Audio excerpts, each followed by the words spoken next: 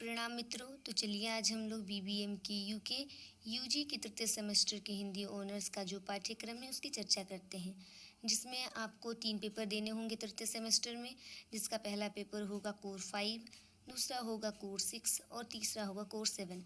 तो चलिए कोर 5 का जो पाठ्यक्रम है उसकी चर्चा करते हैं।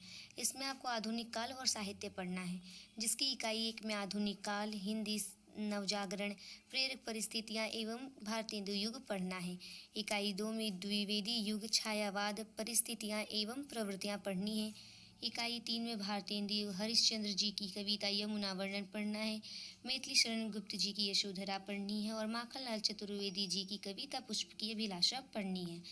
और इकाई 4 में सुमित्रानंदन पंत जी की कविता ग्रामश्री, जयशंकर प्रसाद जी की कविता हमारा भारतवर्ष और निराला जी की कविता जागो फिर एक बार और महादेवी वर्मा जी की कविता जाग तुझको दूर जाना पढ़ना है। उसके बाद आपका जो दूसरा पेपर होगा वो होगा कोर 6, जिसकी इकाई 1 में प्रगतिवाद, परिस्थितियाँ एवं प्रवृत्तियाँ पढ़नी है। इकाई 2 में प्रयोगवाद एवं नई कविता पढ़नी है, जिसमें प्रयोगवाद और नई कविता की जो परिस्थितियाँ और प्रवृत्तियाँ हैं उसे पढ़ना है। इकाई 3 में आपको नागार्जुन जी की कविता हटे दनुज दल मिटे अमंगल और अकाल और उसके बाद पढ़नी है। फिर दिनकर जी की कविता आग की भीख, त्रिलोचन जी की कविता काठ की हांडी पढ़नी है।